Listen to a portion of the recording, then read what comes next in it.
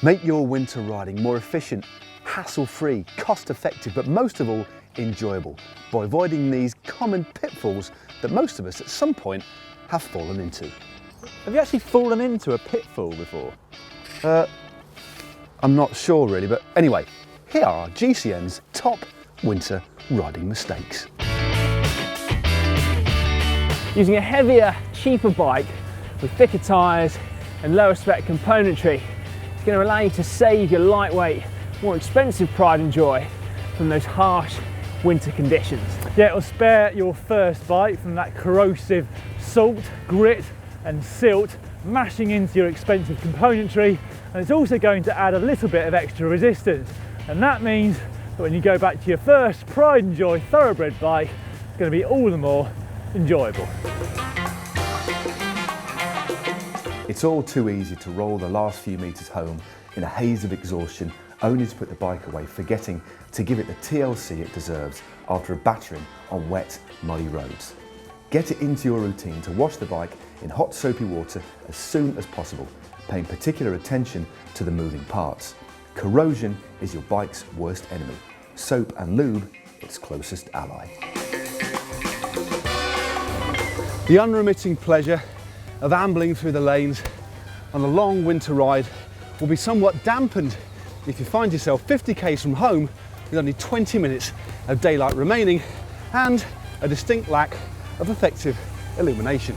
Yeah, so unless you know what time you're going to be home, then stick a pair of lights on.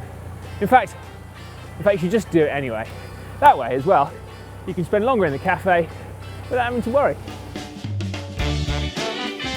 A perennial and often controversial issue that is as divisive as it is important. We're going to make this simple for you. Just ask yourselves these simple questions. Yeah, number one, do you want a face full of grit, mud and cow poo? Number two, do you want a wet, soggy and cold backside? And number three, do you really want to keep hold of your friends? You decide. Generally, layers are the way to go kit-wise in the winter. Although you should aim to start every ride a little bit chilly for the first few minutes, you should always have an emergency extra layer up your sleeve.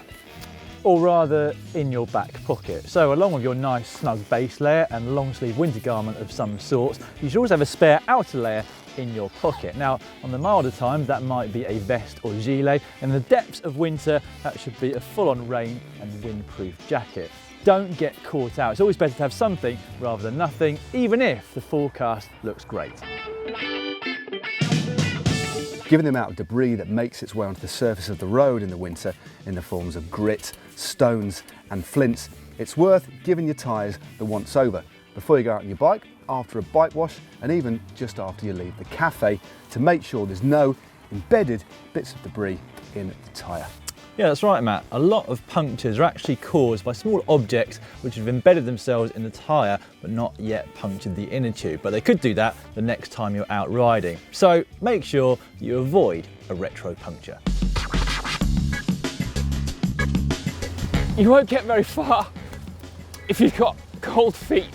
Or at least you might, but you'll be riding with tears streaming down your face as frostbite starts to kick in. Yes, Simon, it's better to have slightly sweaty feet than feet that actually don't feel like you've got feet. In the winter, it's overshoes all the way. But Matt, you can't sweat on GCN. I know this firsthand. You can't show them you sweating. They don't like it. These days, tyres are generally far more versatile than they were. And what that means, arguably, is that you can use the same set of decent 25 or 28mm tyres all the way through the year. Yeah, however, for added traction, comfort, and also puncture protection, I would choose to run a slightly wider and more robust tyre for winter riding. And also, don't neglect your pressures as well. Make sure that you drop the pressure in your tyre by about 10 to 15 psi when the roads get a bit slick. Oh, and that's also worth bearing in mind. The wider your tyre, the bigger the air volume inside, the lower the pressure you will get away with using. So that will also give you more traction. Given the generally higher risk of mechanicals and punctures during the winter months, it's vital that you have enough with you to cover most eventualities. So, as well as the usual Allen key set and tyre levers, ensure you have a chain link remover and more than just one solitary inner tube. Guys, do you just want to use mine?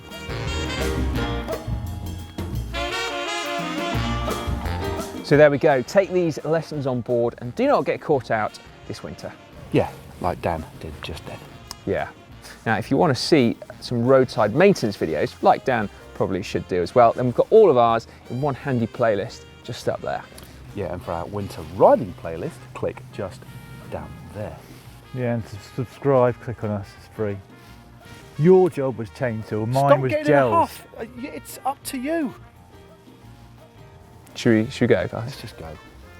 You need to have a little bit of a think.